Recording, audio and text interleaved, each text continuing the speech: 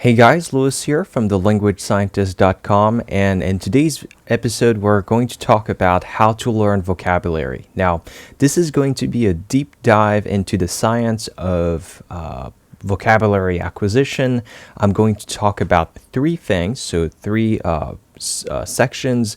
Number one, I'm going to talk about the issues that happen the most often according to the science when learning vocabulary, so like the major obstacles.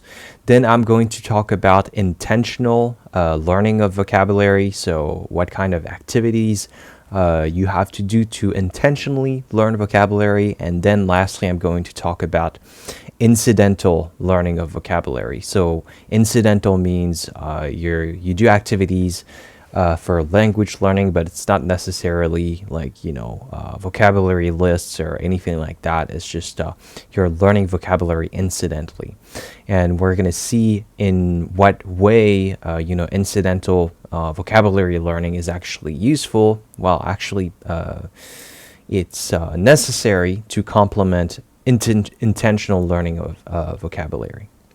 All right, first, I want to start this episode just by saying that this is going to be a deep dive. This is going to be a long episode, and you can find this on, I guess I'm going to release a podcast format for this, but yeah, it's going to be pretty long. So first, let me acknowledge first that learning vocabulary is the main challenge of mastering a second language. I've talked about that in the past. People tend to be overly worried about pronunciation and grammar, but really, vocabulary is by far the most difficult aspect of language learning, just because of the sheer volume, just the number of words and phrases and different aspects of words and different contexts in which you can find certain words and certain phrases.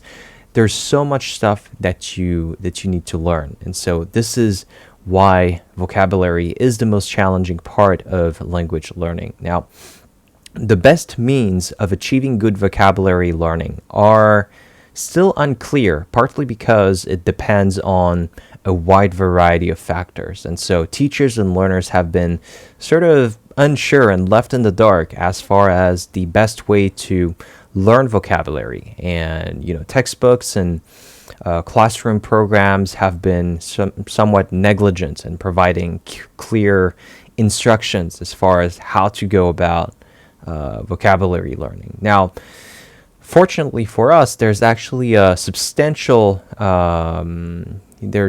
research that has been done on vocabulary learning, and unfortunately, it's just that a lot of it has not made it to mainstream language learning and pedagogy. And even now, on the internet, on YouTube and so on, it's still, a lot of people are still talking about their own experiences only. I've been guilty of this, certainly, but now all of the science is there. It's been there for a long time, and I'm just going to put it out there so you know how to learn vocabulary faster and better.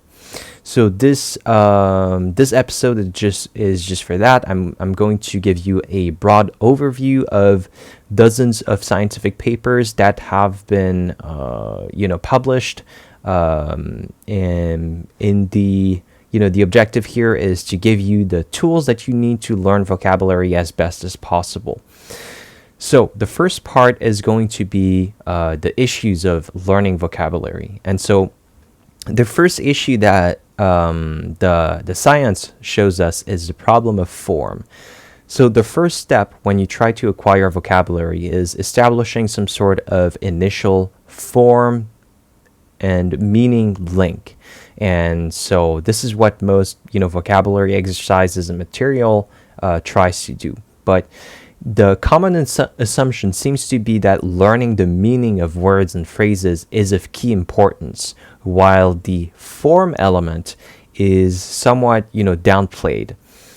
And so meaning is very simple. Meaning is the meaning of the word, and form is more like what does the word look like, and the spelling and all of these things.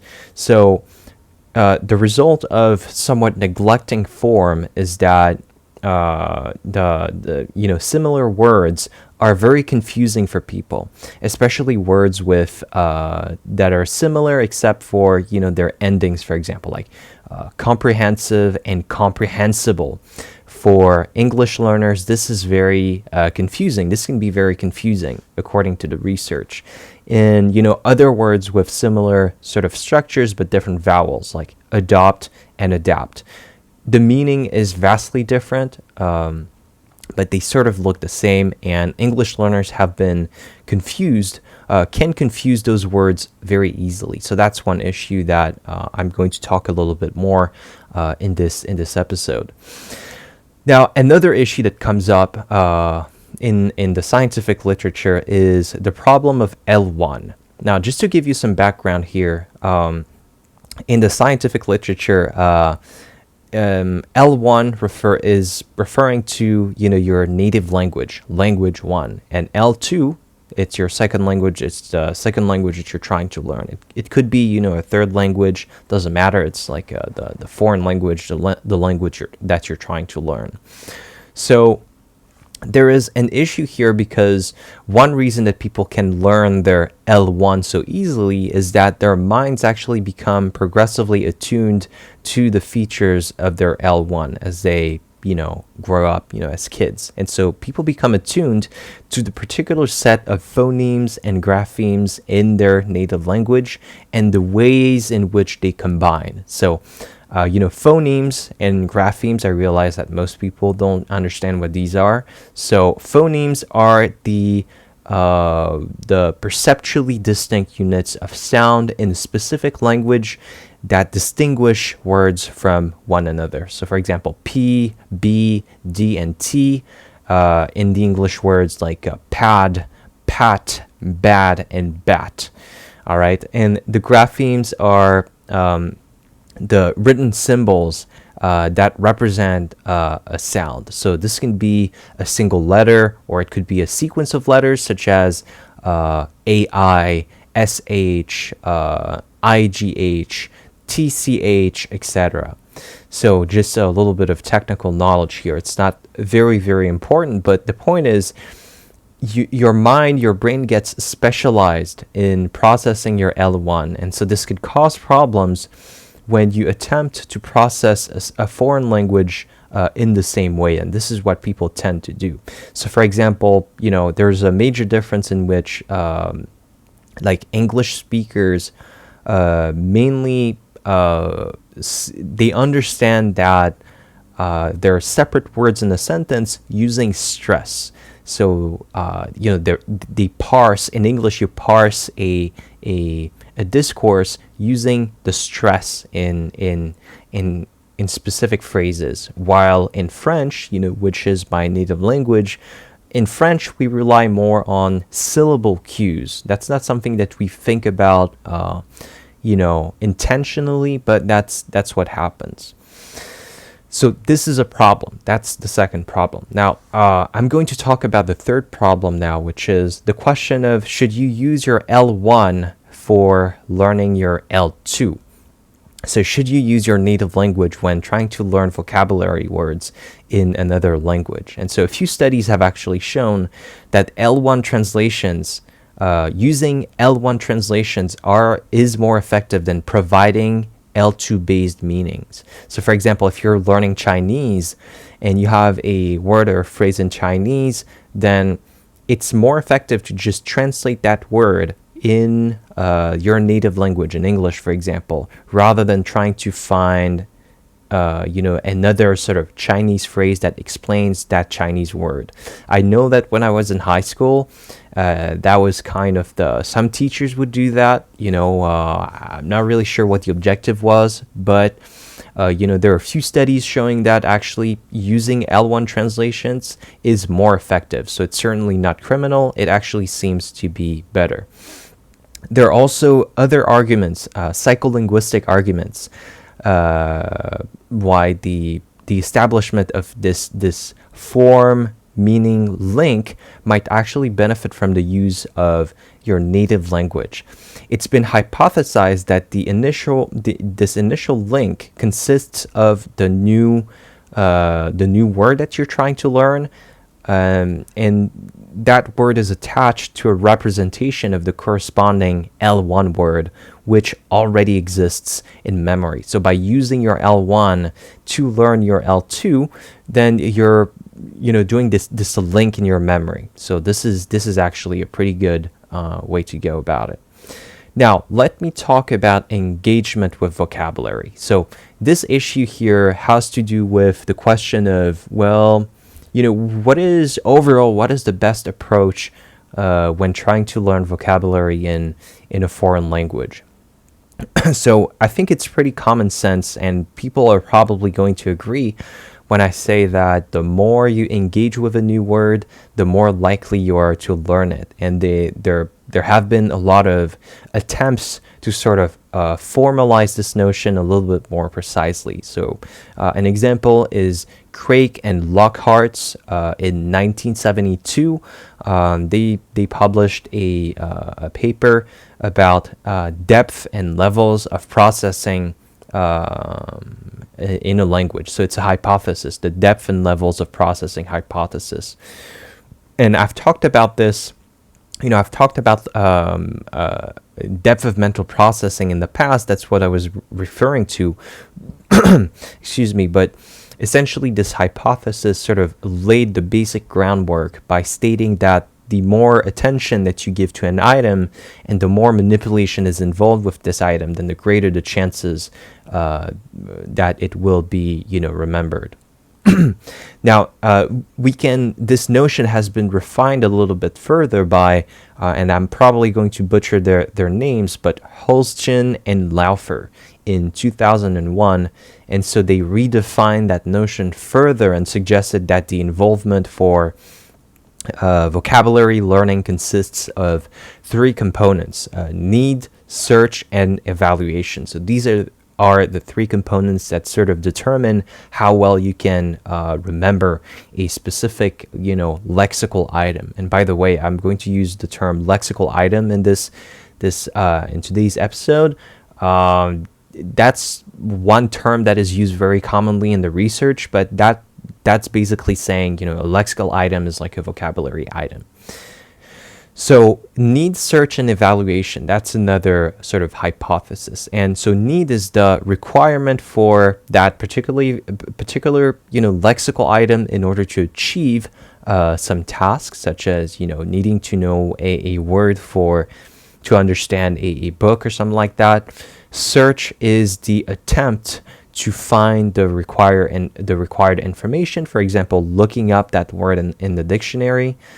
Evaluation refers to comparing that word or information about a word with the context of use to determine whether it's a good fit.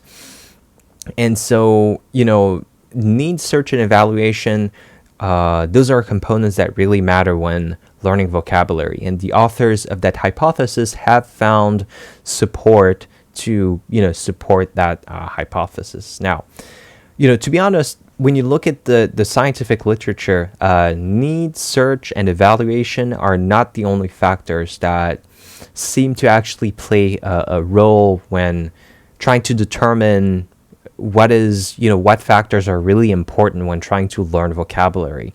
There are many, many other things. So, for example, increased frequency of exposure, increased attention focused on the vocabulary, increased noticing of that vocabulary, increased intention to learn that vocabulary, a requirement to learn that vocabulary, for a test, for example, a need to use that vocabulary, increased manipulation of that vocabulary, increased amount of times spent engaging with that vocabulary, and amount of interaction spent with that vocabulary. So overall, as you can see, there are lots of factors that can come into play and help you remember vocabulary better. And so more exposure, more attention, more manipulation, more time spent on that vocabulary is beneficial. In essence, what you should get away from this is that anything that leads to more and better engagement should improve vocabulary learning. And so promoting more engagement is the fundamental task as a language learner. You need to increase and better your engagement with that vocabulary. And I'm going to get into specific strategies that you can use a little bit later when talking about intentional learning of vocabulary and incidental learning of vocabulary. All right, let me talk about the next issue, which is it's very simple. I think most people are actually wondering about this phrasal vocabulary. So is it better to actually learn vocabulary by focusing on individual words, or is it better to focus on entire phrases? Now, there is some evidence showing that phrasal vocabulary can be better than just teaching or learning single words. And this is what I have been doing for many years, focusing on learning sentences as opposed to single words. I've been doing this because I didn't really know the research on it, but it just made sense to me, to be honest. And it's also very practical because the way I do it, I learn a lot with Netflix and making flashcards using Netflix shows. And naturally, Netflix, it's like TV shows, they're entire sentences. I'm not going to say much more about this apart from the fact that there are very few drawbacks to learning with phrases as opposed to learning with single words. Apart from the fact that I think, and this is not necessarily something that I read in the research, but if you're learning, single words, your attention tends to be a lot more focused on that single word. Whereas when you have a phrase, it's very easy to sort of, for your attention to be a little bit more dispersed and a little bit less focused on perhaps, the meaning of that specific word and certainly its form. All right, now let me move on to the last issue that I want to talk about when it comes to learning vocabulary. So receptive versus productive vocabulary. So, language learners have a larger receptive vocabulary than productive vocabulary. So what I mean by this is that receptive vocabulary is the words and phrases that you can understand. And so, when it comes as an input, you can actually understand it. And productive vocabulary is, the set of words and phrases that you can actually produce yourself, so output.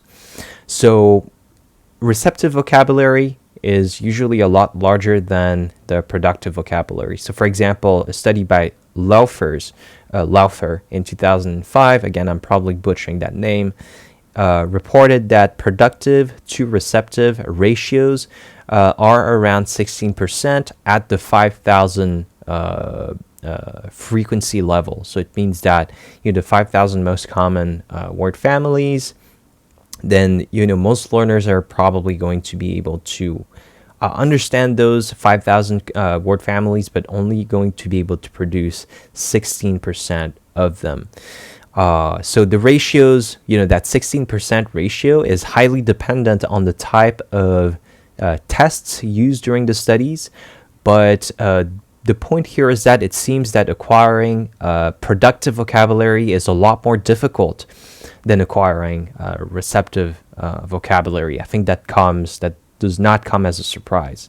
So the implication is that it cannot be assumed that productive vocabulary will automatically follow from, receptive mastery of certain words and phrases. And, in fact, I would even say that it seems that productive vocabulary, if you need that, which most people need that to have conversations and, write stuff, then you need to engage in productive tasks for this vocabulary to be developed. So just receiving input and doing receptive exposure does not seem to be enough to reliably lead to productive mastery. And so you need to do structured productive practice.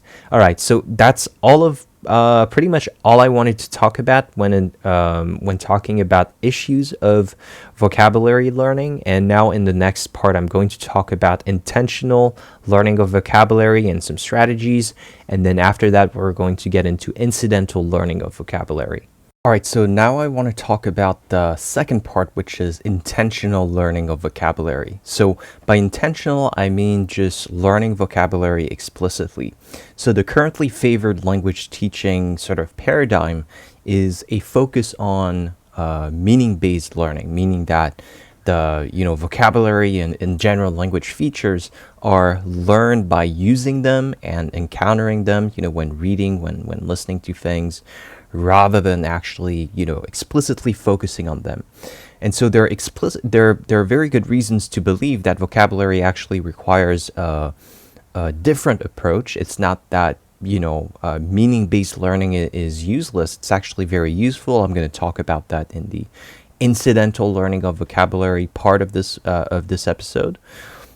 But with regards to vocabulary specifically, it requires a different approach, which also incorporates explicit attention to learning that vocabulary. So here are some of the reasons why this is actually necessary.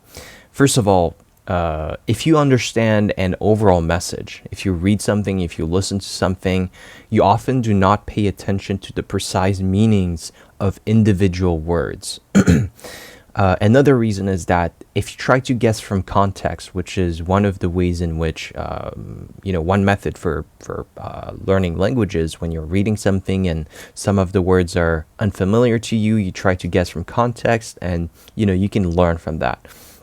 But guessing from context is often unreliable. I'm going to talk about that later in the incidental learning part. And that's especially true if you do not know at least 98% of the words in whatever text it is that you're reading. That's what the research has shown. To be able to guess from context, you need to know a very high percentage of the words, in the text, 98%. Another reason is that words which are easily guessed or just understood from context may not generate enough sort of engagement to be learned and actually be remembered in the long term. And finally, the last reason why you need to use explicit sort of learning methods as opposed to just, learning words from input is because new words which learners have met in this course need to be met again, relatively quickly to avoid being forgotten. So you need to cement them in your long-term memory. So in order for words to be met 10 times in reading, for example, learners need to read 1 to 2 graded readers per week. And the typical person learning a language on their own, they do not have that much time. They don't read this much. They may not have access to those graded readers. So these are the reasons why you should incorporate explicit learning of vocabulary as opposed to just relying on incidental learning of vocabulary through input. Now, the main reason why you should have an explicit focus on the vocabulary is just because it is very effective and efficient.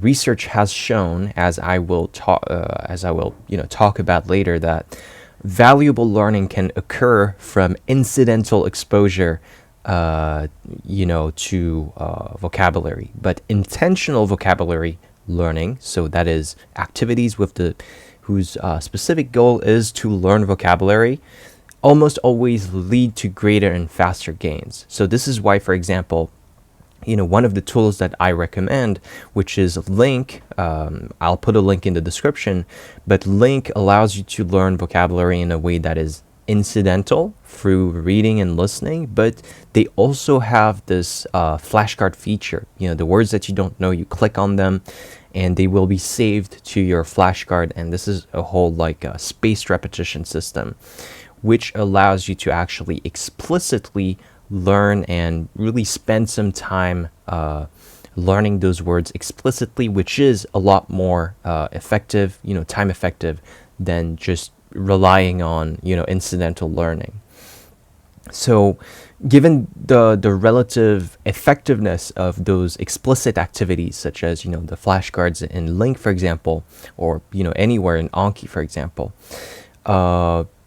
that kind of approach, you would think that that would be a major sort of component, a major element in most classrooms. But this is not necessarily the case. In the research I've seen, there are case studies in Asia where they show, they sort of research the percentage of words that are taught explicitly versus those that are taught, incidentally. And so, for example, in Hong Kong, about 2.79% of the words are taught explicitly, only 2.79%. In China, 12.24%. That's a lot more, but that is still the minority of words.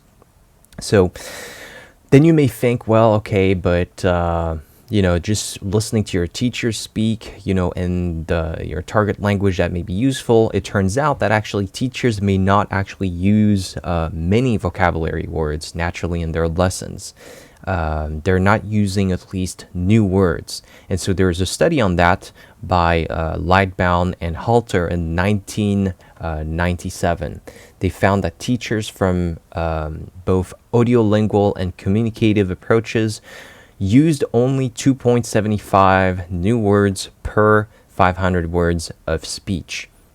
So, if you're just relying on listening to your teacher, well, you're not going to encounter a lot of new words. So it's very difficult to say that any activity is better than other activities. Because vocabulary learning is multifaceted. It's really complicated. The language acquisition process is very complex, but the vocabulary, the research has shown that there are a number of principles for selecting and essentially selecting effective tasks. And one thing I want to redirect you to is the research by Paul Nation. I'm not necessarily going to talk about this in great depth here, but there is a free ebook that you can find on the internet. You can look for, I think it's, go on Google and type Paul Nation, Nation like Nation,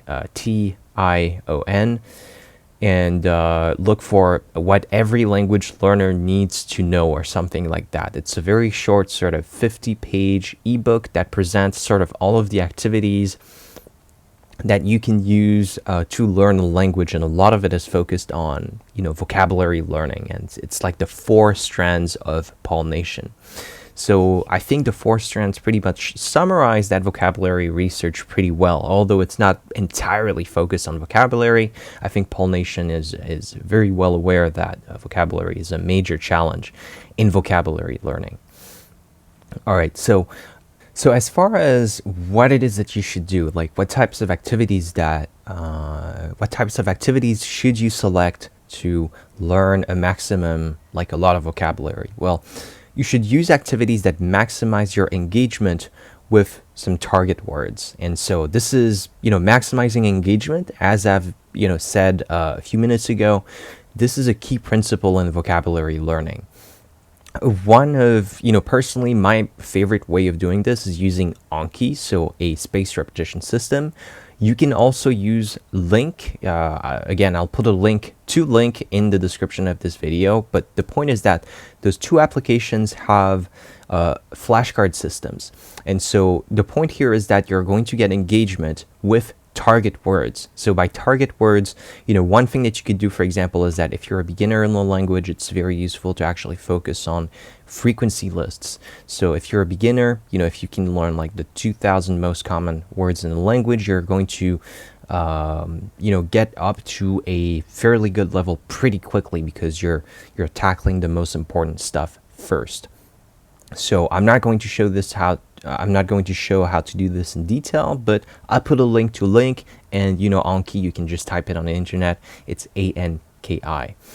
All right, so the second principle here that I want to talk about is maximizing repeated exposures to the target vocabulary. So not only should you try to learn vocabulary, but you should also, and this is equally important, or even more important, is you need to recycle the vocabulary that you have learned. So it's repeated exposure and recycling.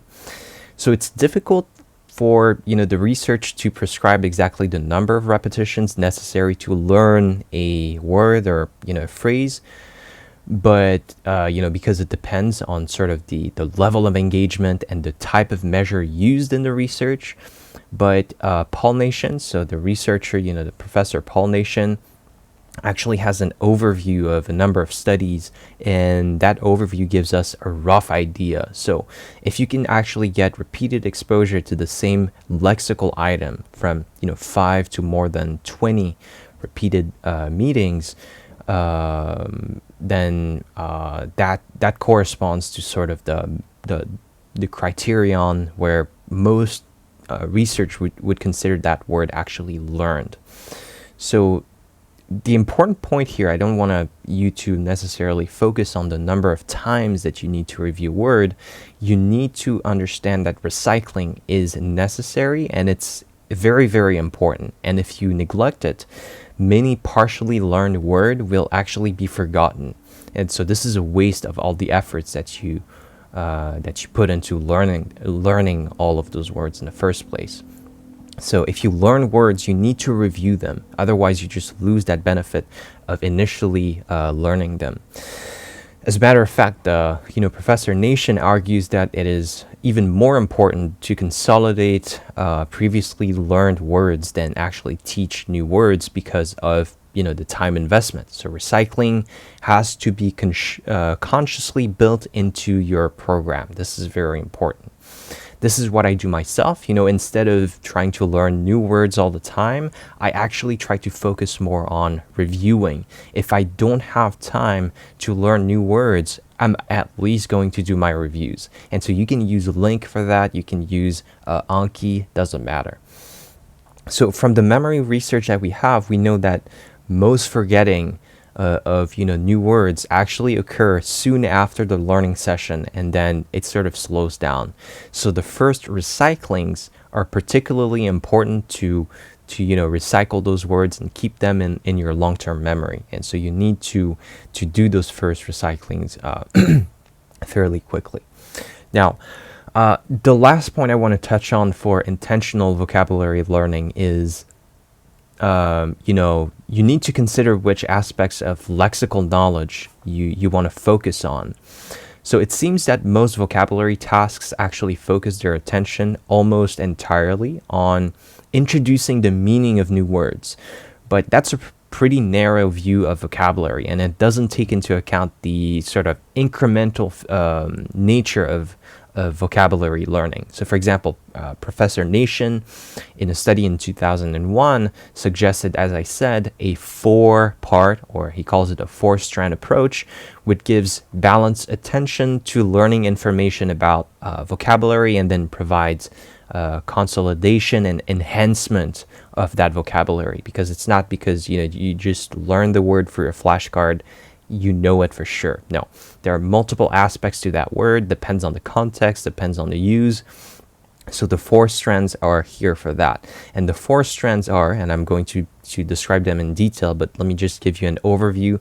The first strand is meaning-focused input. The second strand is meaning-focused output. Then you have language-focused learning, and then you have fluency development. I've talked about this perhaps in less detail in the past, so let me give you some details. The first strand is meaning-focused input. So this first strand actually there's an acknowledgement of the benefits of learning vocabulary through reading and listening to vocabulary words in, meaningful and, if possible, interesting context. So this is just, reading and listening to stuff with new words. This is actually useful. I'm going to talk about this in more detail later. But the second strand, meaning-focused output, vocabulary learning actually occurs as well when people try to communicate messages to other people. This is sort of linked to what I talked about, receptive versus productive vocabulary.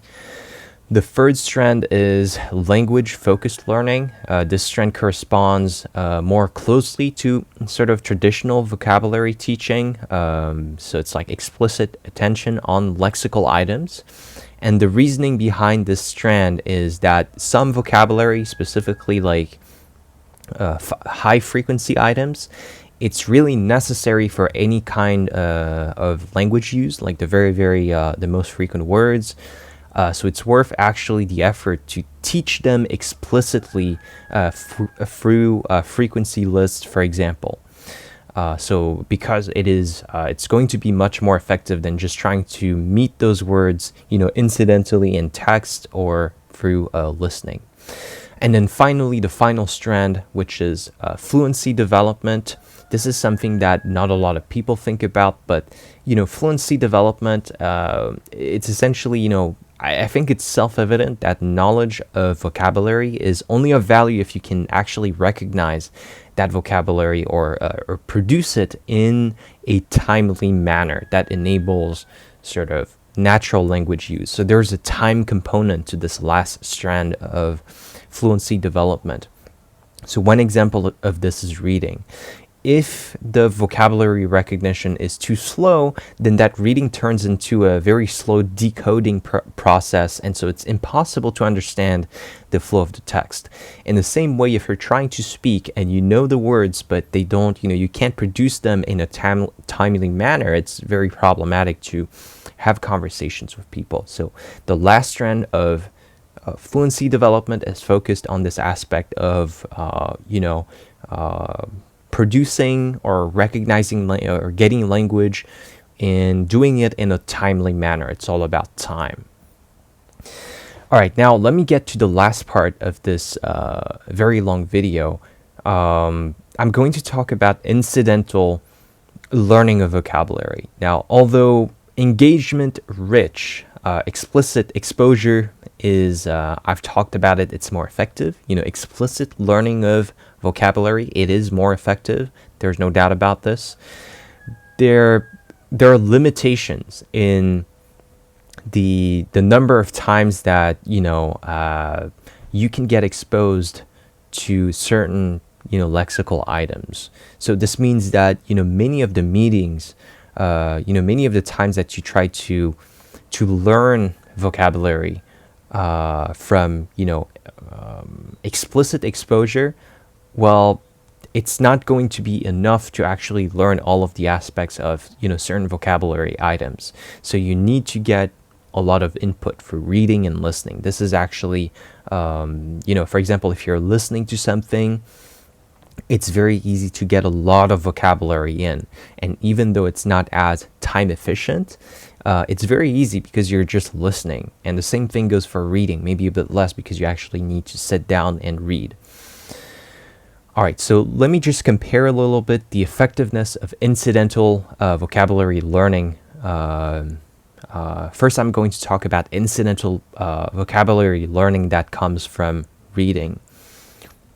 So overall, the research confirms that worthwhile vocabulary learning does occur from reading. It does happen, but the pickup rate is pretty low, and it seems to be difficult to really gain a productive, so producing the language, it seems to be difficult to gain a productive level of mastery just from exposure from reading.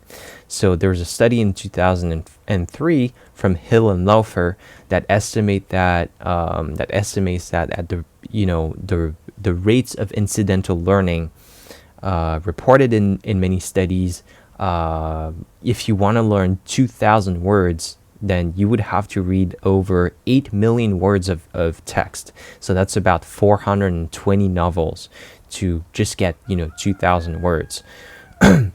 So clearly this is a daunting prospect, and so it's probably best not to rely upon incidental learning as your primary source of trying to learn new words.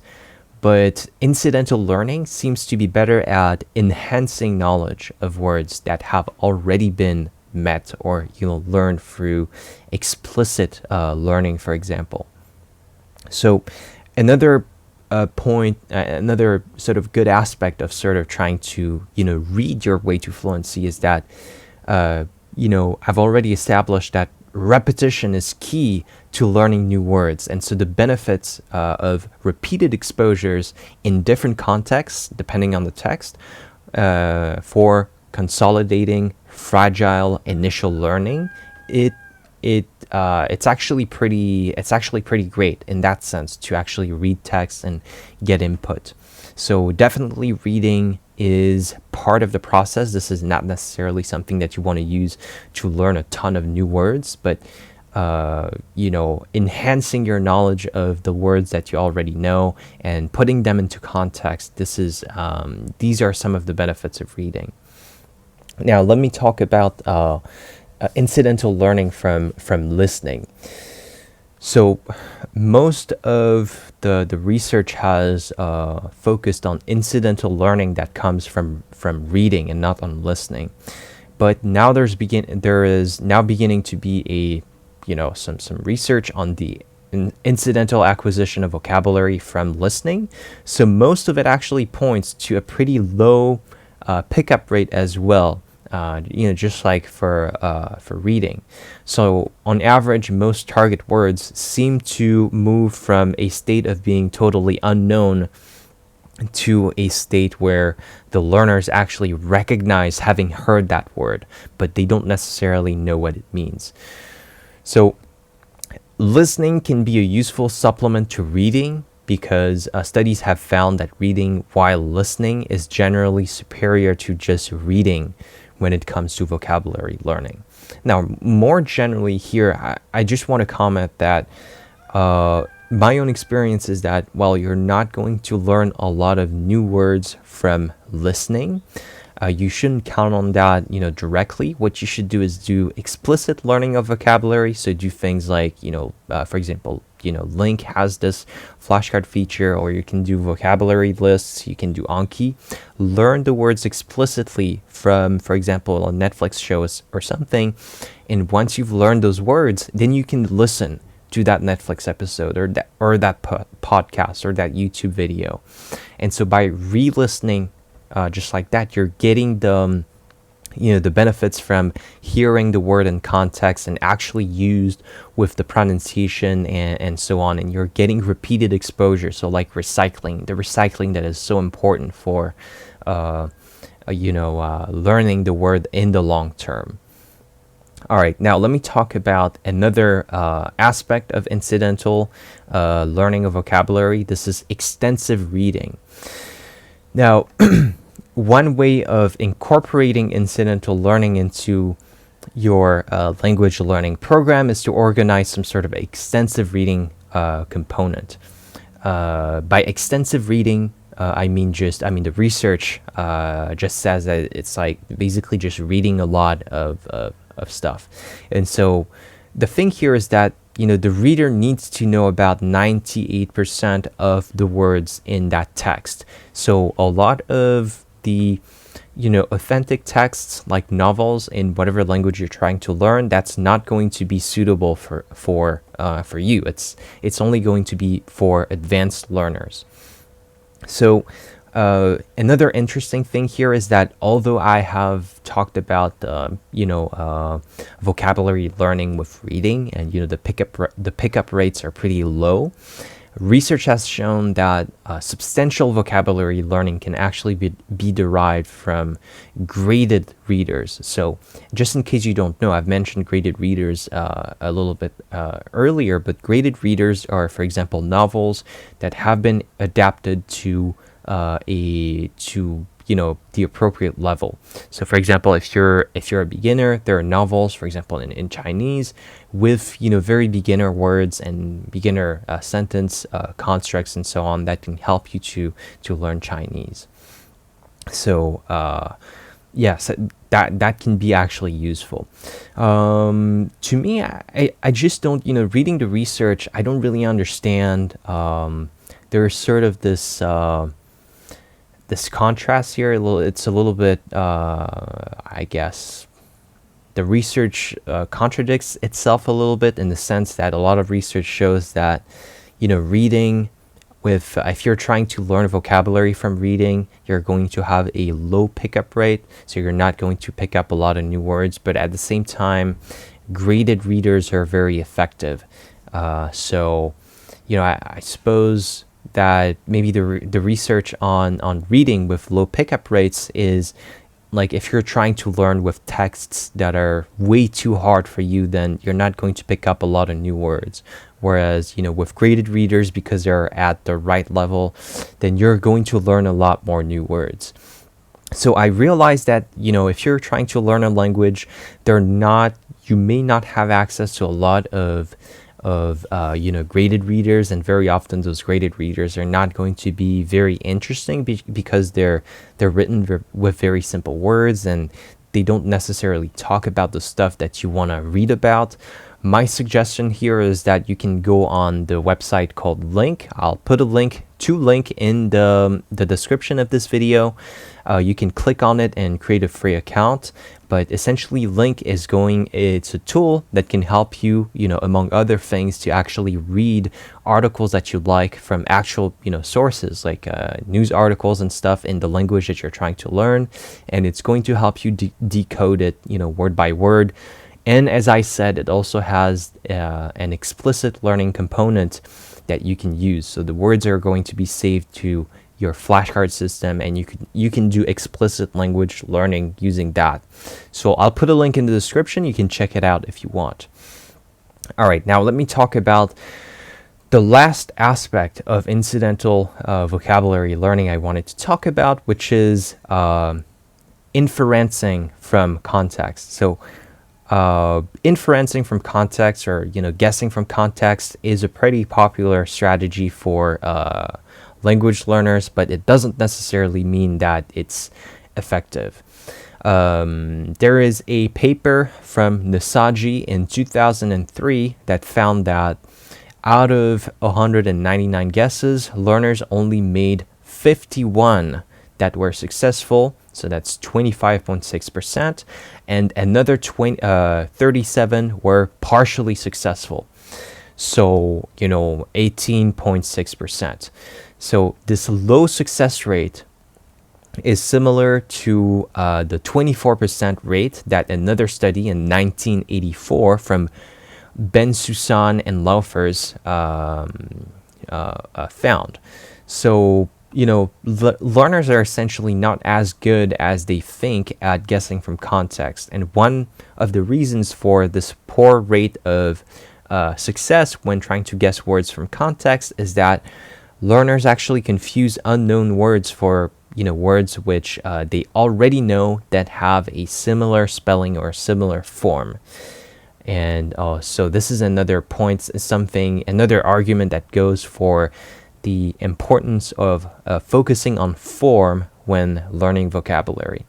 All right, so this is pretty much all I wanted to talk about with regards to vocabulary learning. It's clear in conclusion that you need to do intentional and incidental learning. It's not it's complementary. Not only that, but it actually, you need to do both.